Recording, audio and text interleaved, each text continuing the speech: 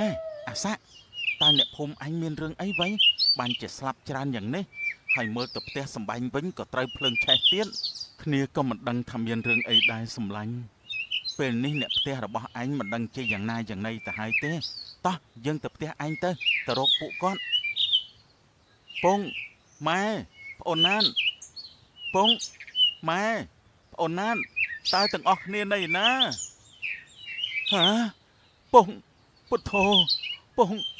ពុកស្លាប់បាត់ហើយតើអ្នកណាអីក៏សាហាវម្លេះមកសម្លាប់មនុស្សអស់ទាំងភូមិយ៉ាងព្រៃផ្សៃបែបនេះពងពុកអើយពងឲ្យកូនសុំទោសដែលកូនមកមិនទាន់សូមវិញ្ញាណក្ខន្ធពុកនិងអ្នកភូមិទាំងអស់ទៅកាន់សុគតិភពផងចុះកូនសូមសន្យាថានឹងតាមរកអ្នកដែលសម្លាប់អ្នកទាំងអស់គ្នាដើម្បីសងសឹកឲ្យទាល់តែបានអាសាកាត់ចិត្តទៅសម្លាញ់ពួកយើងយកសពគាត់និងអ្នកភូមិដទៃទៀតបញ្ចុះឲ្យបានស្រួលបួលតែហើយរឿងផ្សេងទៀតចាំគិតនៅពេលក្រោយទៀតណាសម្លាញ់គ្នាវិលវល់អស់ហើយពុកស្លាប់បាត់ហើយម៉ែនិងប្អូនស្រីគ្នាក៏រកមិនឃើញទៀតគ្នាបាត់បង់គ្រប់យ៉ាងអស់ហើយសម្លាញ់ឯងត្រូវតស៊ូឡើងណាសម្លាញ់កុំពិបាកចិត្តពេកអីម្ដាយនិងប្អូនស្រីឯងមិនត្រូវបានគេសម្លាប់ទេយើងច្បាស់ជាអាចរកពួកគេឃើញជាមិនខានសង្ឃឹមឲ្យដូចមាត់សម្លាញ់ឯងនិយាយទៅចុះនៅពេលដែលពួកគេទាំងពីរនិយាយគ្នារួចហើយពួកគេក៏បានដើរប្រមូលសាកសពអ្នកភូមិយកទៅបញ្ចុះពេលបញ្ចុះសពអ្នកភូមិរួចអស់ហើយពួកគេក៏បានពិភាក្សាគ្នាមួយសន្ទុះរួចហើយពួកគេក៏ឡើងជិះសេះចេញពីភូមិហើយត្រឡប់ទៅវត្តដែលពួកគេស្នាក់នៅវិញ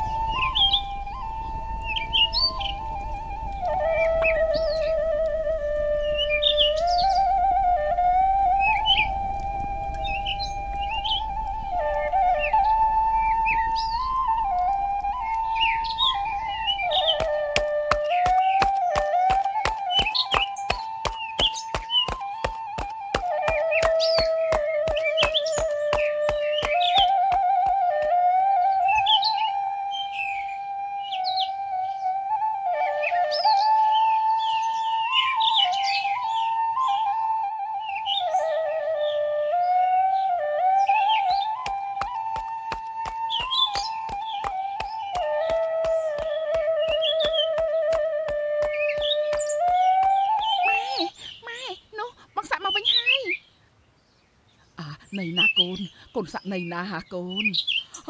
កូន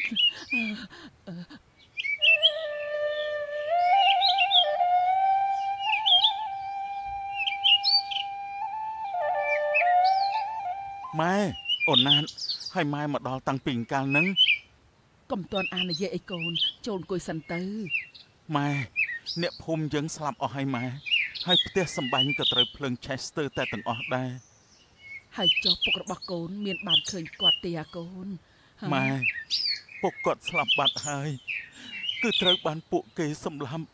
ហើយនេះជាធាតុរបស់ពុកណាម៉ែពុទ្ធោពុកវាឯងទៅចោលខ្ញុំហើយនឹងកូនហើយសូមឲ្យវិញ្ញាណក្ខន្ធពុកវាឯងទៅកាន់សុគតិភពចុះម៉ែតើមានរឿងអីកើតឡើងទៅលើអ្នកភូមិរបស់យើងម៉ែបានជាបណ្ដាលឲ្យមនុស្សស្លាប់ច្រើនយ៉ាងនេះនៅពេលនោះយាយនួនក៏និយាយរឿងរ៉ាវទាំងអស់ដែលបានកើតឡើងទៅលើបងប្អូនអ្នកភូមិរបស់គាត់ឲ្យនាយសាក់និងនាយដែនបានដឹង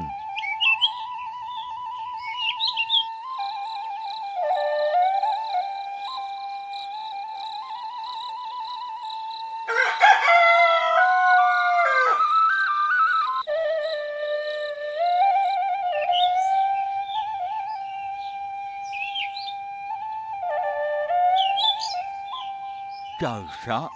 ចៅដែនតើពួកចៅទាំងពីរមានចិត្តចង់ចូលបម្រើកងទ័ពដើម្បីការពារទឹកដីនិងប្រជាជនរបស់យើងទេចង់ណាស់លោកតាហើយចង់ខ្លាំងទៀតផងល្អណាស់ចៅមនុស្សម្នាក់កើតលើទឹកដីនេះ គឺត្រូវមានតួនាទីសងគុណដល់ទឹកដីកំណើតនេះវិញទោះនៅក្នុងរូបភាពណាក៏ដោយ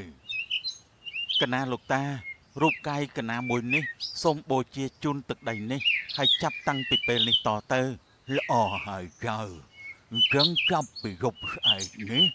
អាត្មានឹងបង្រៀនមន្តវិជ្ជាអាគមសម្រាប់ធ្វើសឹកសង្គ្រាមដល់ពួកចៅទាំងអស់ដើម្បីការពារខ្លួននិងតតាំងជាមួយនឹងសត្រូវ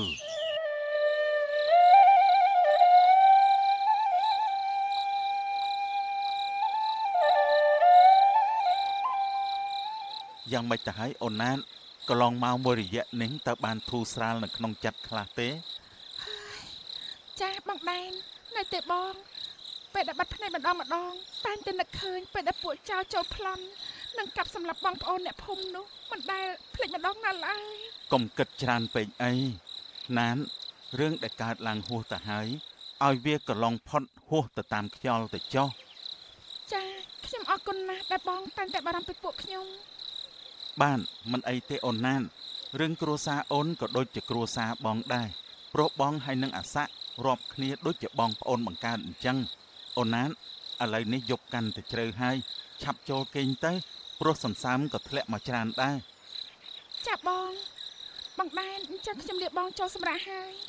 បានអូនទៅចុះហើយសុំសុបិនល្អណា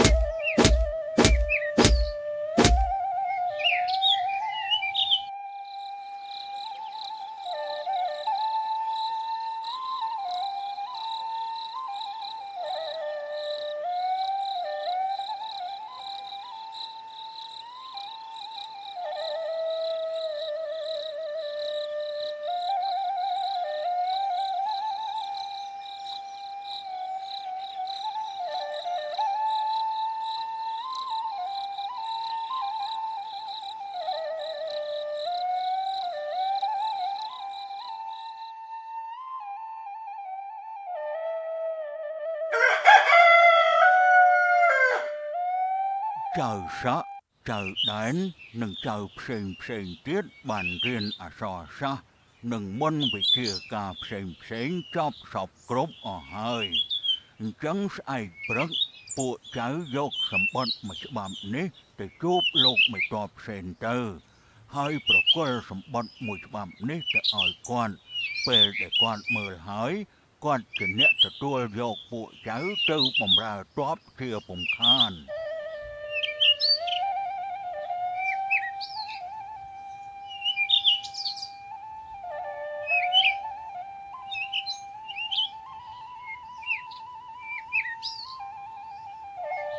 ម៉ែកូនសម្រេចចិត្តរួចហើយថាកូននឹងចូលធ្វើជាទ័ពដើម្បីការពារទឹកដីយើងព្រឹកស្អែកពួកកូននឹងចាញ់ដំណើរទៅហើយម៉ែ បើកូនតាំងចិត្តយ៉ាងនេះហើយក៏តាមចិត្តចុះហើយពួកកូនត្រូវថែរក្សាខ្លួនផងម៉ែរងចាំពួកកូនត្រឡប់មកវិញដោយសុវត្ថិភាព បានម៉ែ ប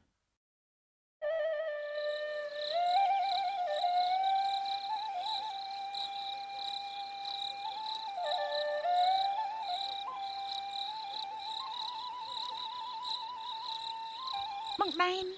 ល្ងាចមិញខ្ញុំបានឮពួកបងថាស្អែកនេះទៅចេញបំរើកងទ័ពហើយមែនទេ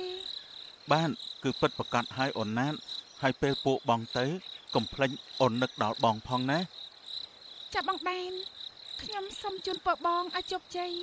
ហើយឆាប់បានត្រឡប់មកវិញ អរគុណអូនណាតណាស់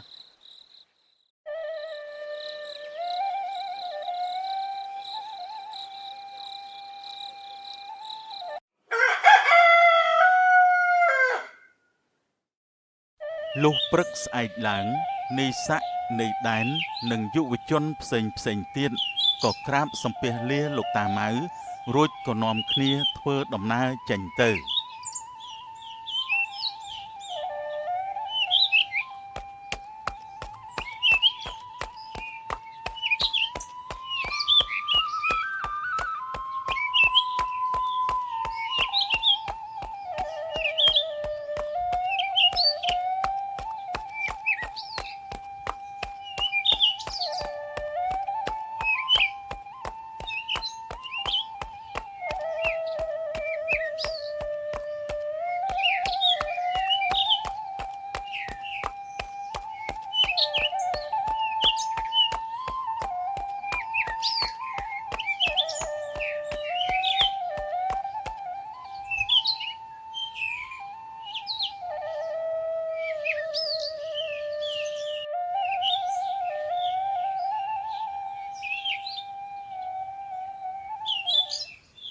ពួកក្មួយមកទីនេះតើមានការអីដែរ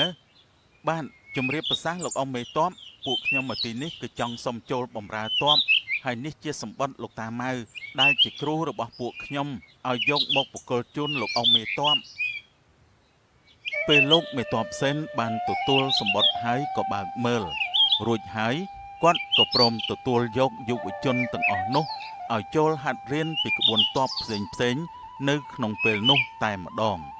លុះច្រើនខែកន្លងផុតទៅលោកមេតបសេនក៏បានទទួលដំណឹងថាមានពួកតបចៅព្រៃឈ្មោះប៊ុនសិនដឹកនាំកូនចៅជាច្រើនចូលវាយលុកយកបណ្ដាស្រុកនានានៅក្នុងអាណាខេត្តដែលគាត់គ្រប់គ្រងយកទៅកាន់កាប់ជាកម្មសិទ្ធិរបស់ពួកវាដូច្នេះហើយលោកមេតបសេនក៏បញ្ជាឲ្យនាយដែននេសាក់ដឹកនាំយុវជននិងតបផ្សេងទៀតទៅវាយទប់ទល់នឹងពួកចៅព្រៃទាំងអស់នោះ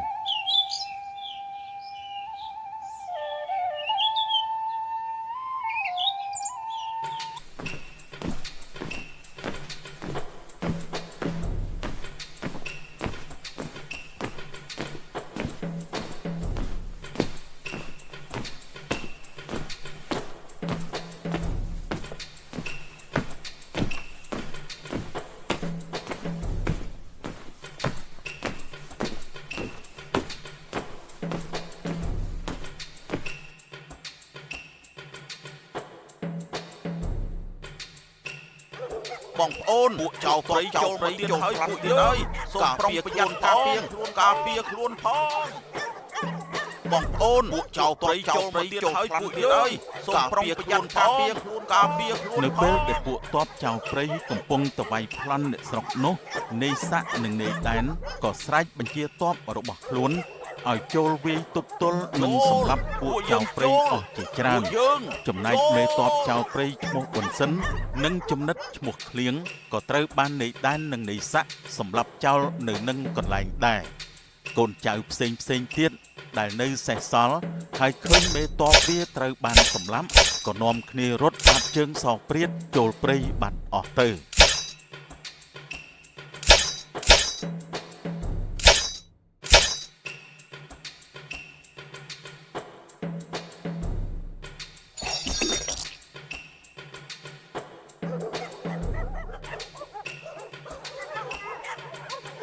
ពួកអាដែងមេរបស់យើងងាប់បាត់ហើយឆាប់រត់ទៅលឿនឡើងទៅនៅមិនបានទេវើយណែអាដែងពួកយើងច្បាំងឈ្នះហើយពួកយើងការពារទឹកដីយើងបានហើយអាសម្លាញ់អាសាក់ពួកយើងអាចធ្វើបានហើយមិនឲ្យលោកតាអស់សង្ឃឹមទេ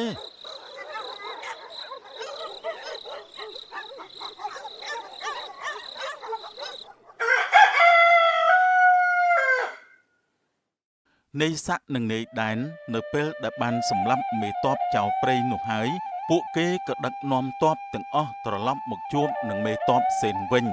ហើយក៏រៀបរាប់រឿងរ៉ាវទាំងអស់អំពីការដឹកនាំទ័ពចេញច្បាំងជាមួយទ័ពចៅព្រៃទាំងអស់នោះល្អណាស់ដែនស័កនិងទ័ពទាំងអស់ដែលនាំយកនៅជោគជ័យយកមកជូនអាណាខេត្តយើងវិញមួយខែក្រោយមក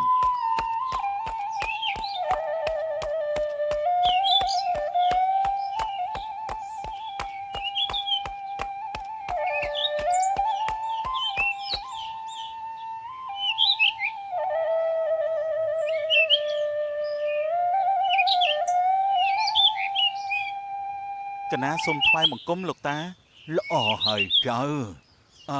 យ៉ាងម៉េចទៅហើយទៅជាងកន្លះឆ្នាំហើយតើមានបានផ្លែផ្កាអីខ្លះហើយនៅចៅ ពួកខ្ញុំកណាទាំងពីរនាក់ត្រូវបានលោកមេទ័ពផ្សេងដំឡើងឋានៈតាំងពីត្រឡប់មកពីច្បាំងជាមួយពួកទ័ពចៅព្រៃមកម្លេះលោកតា អាត្មាពិតជាមានមោទនភាពចំពោះចៅទាំងពីរណា ម៉ែអូនណានខ្ញុំក៏មានរឿងសំខាន់ចង់ប្រាប់ឲ្យដឹងដែរកូនបានសងសឹកពួកចៅព្រៃដែលបានចូលប្លន់សម្រាប់ពុកនិងអ្នកភូមិយើងហើយម៉ែពួកវាគឺជាក្រុមតែមួយទេហើយមេរបស់ពួកវាត្រូវបានខ្ញុំនិងអាសម្លាញ់ដែនសម្រាប់ចោលនៅនឹងកន្លែងនោះដែរណាម៉ែ ល្អណាស់កូនវិញ្ញាណក្ខន្ធពុកកូននិងបងប្អូនអ្នកភូមិផ្សេងទៀតស្លាប់បាត់ភ្នែកចិត្តហើយកូនម៉ែមានមោទនភាពចំពោះកូនណាស់ពួកកូនគឺជាវីរៈបុរសការពារទឹកដីដ៏ក្លាហានរបស់ម៉ែ